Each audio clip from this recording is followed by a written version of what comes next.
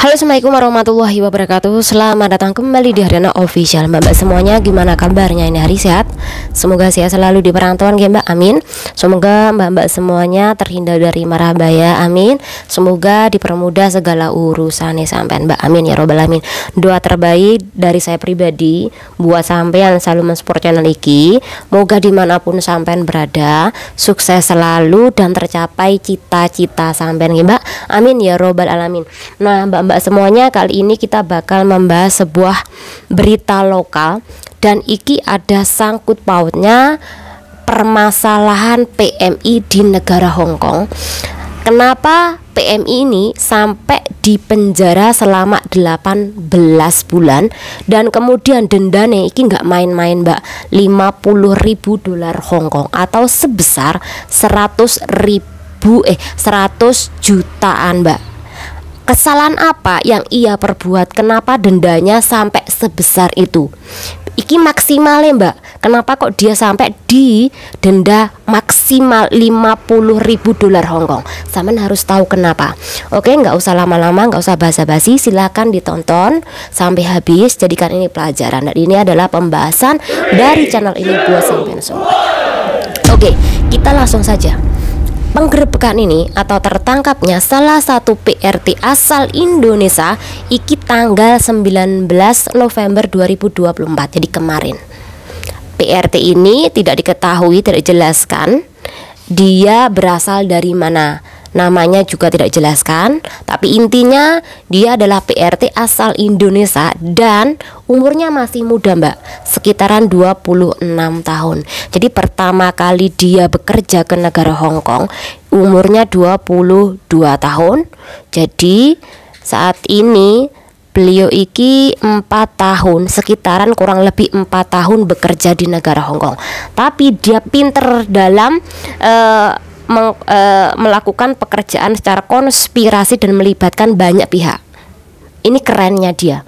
Tapi itu keren karena sebuah kejahatan akhirnya dia dipenjara segitu lamanya. Dendanya nggak main-main juga. Oke, kita bakal mulai. Jadi pada waktu itu Mbak E kena grebek oleh petugas imigrasi bagian Satgas Pemutihan Anti Pekerja Ilegal. Mbak E ketangkep ketika mencuci piring di daerah Wan Chai Mbak. Di Wan Chai itu kan banyak banget restoran. Nah, Mbak E bekerja di situ dan gajinya iki 14.000 dolar Hong Kong. Banyak banget. 14.000 dolar Hong Kong kalau dikuruskan rupiah kuis sebesar 28 juta.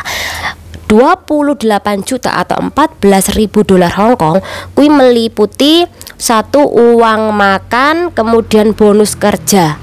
Jadi uang makan, bonus kerja kui semuanya ditanggung oleh mbaknya sendiri.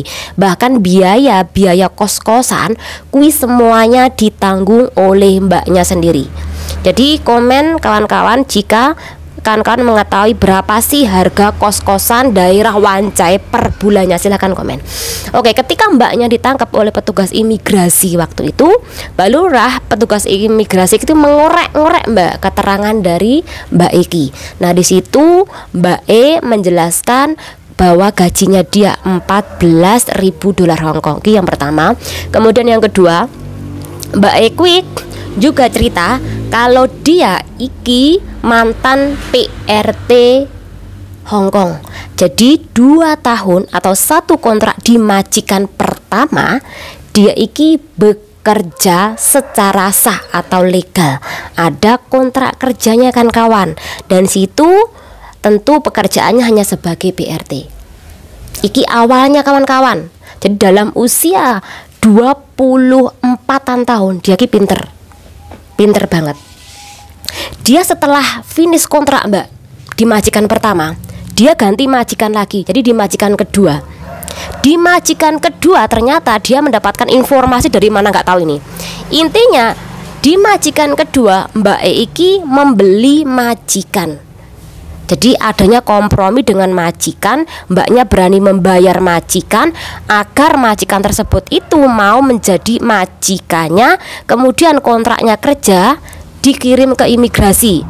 Jadi membeli majikan tersebut, tapi majikan tersebut tidak membayar dan kemudian melakukan manipulasi ke imigrasi seolah-olah majikan ini butuh CC dan mbaknya itu butuh majikan ini, padahal mereka bekerja sama melakukan penipuan ke imigrasi.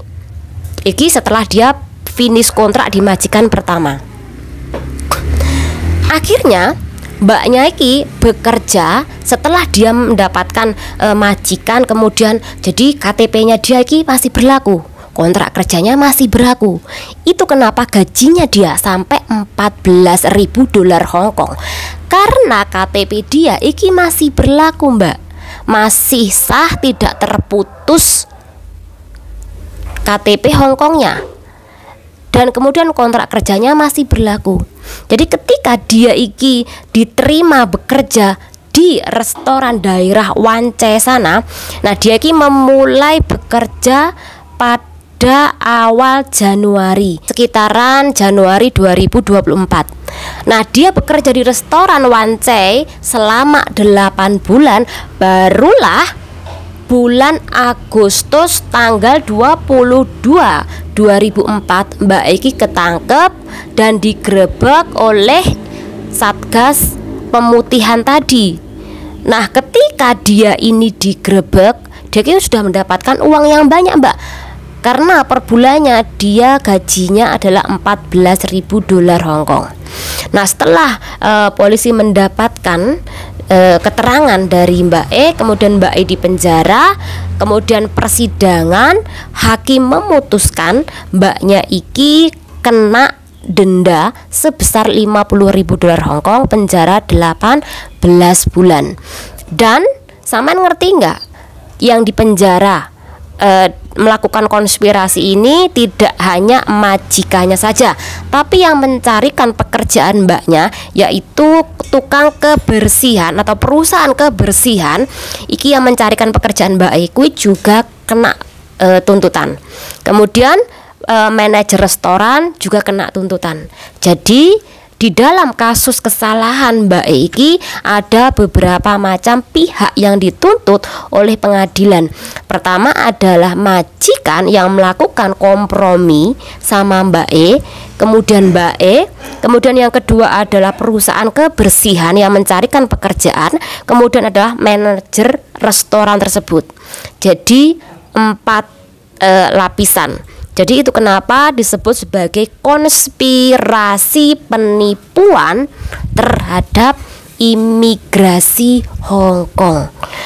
Nah, kenapa kok dendanya dia sampai maksimalnya 50.000 dolar Hong Kong? Karena Mbak E, pertama dia melakukan dia melakukan penipuan imigrasi dengan cara mengajukan kontrak kerja yang dipalsukan. Kemudian yang kedua, dia mendapatkan gaji iki sebesar 14.000 dolar Hong Kong. Jadi karena dia gajinya tinggi, tuntutan denda kui juga tinggi, Mbak. Iki wis batas maksimalnya 50.000 dolar Hong Kong, Mbak. Jadi dia kena itu. Dan dia penjara selama 18 bulan lamanya, Mbak.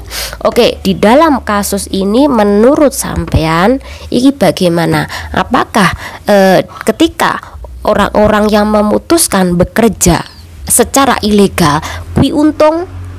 Ya memang kadang-kala ada untungnya, tapi sampean pasti pusing, Mbak. Pusingnya apa?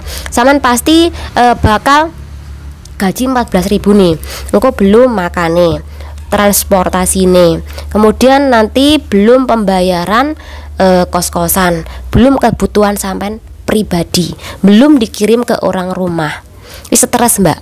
Bersih berapa? Paling sekitar 4.000. Iya kalau sampean kui nggak foya-foya di Hong Kong. Kalau foya-foya hanya tersisa 3.000 2.000. 14.000 cuma tersisa sedikit sekali. Apa bedanya dengan sampean ikut majikan? Sampean kalau OS kerja ilegal tentu sampean kayak kucing-kucingan kan, ngerasa takut, kemudian takut kalau ketangkap polisi, takut kalau ketangkap pihak imigrasi. Tapi Mbak I pinter, nggak mungkin dia bakal ketangkep karena apa? Dia mengantongi KTP yang masih sah atau masih berlaku, ada kontrak kerjanya. Jadi dia pinter, dia masih baru bekerja di negara Hong Kong, dapat sekitaran 4 tahun, dia sudah bisa menguasai bagaimana cara melakukan penipuan terhadap imigrasi. Jadi pinter Mbak, usianya masih muda waktu itu, 22 tahun. Dan kemudian ketika dia bekerja di restoran dalam waktu 1 tahun, hampir 1 tahunan ya. Berarti usianya waktu itu adalah sekitaran 26-an, 26-an. Pinter Mbak ya, muda. Iki kalau kita yang umurnya sudah tua-tua ki nggak sampai kepikiran seperti itu Mbak. Kita tuh masih pikir kita takut. Yang suhu-suhu di negara Hong Kong ki nggak kepikir untuk melakukan penipuan terhadap imigrasi. Entah dia mendapatkan ilmu dari mana, mungkin dari teman-temannya atau mungkin tetangganya yang sesama melakukan penipuan, itu bisa saja terjadi. Tapi menurut aku dalam kasus-kasus ini sangat membahayakan sampean semuanya Mbak, karena dendanya nggak main-main, kemudian penjara, blacklist iya. Semoga dengan adanya pembahasan ini bermanfaat buat kita semuanya. Jadi intinya lain kali kawan-kawan lebih berhati-hati untuk melakukan penipuan terhadap imigrasi Hong Kong. Jika belum ketangkep, mungkin nasib sampean masih baik. Jadi usahakan untuk tidak macam-macam di negara orang, apalagi sampai melakukan OS di negara orang. Semoga bermanfaat. Jangan diri. Wassalamualaikum warahmatullahi wabarakatuh. Bye.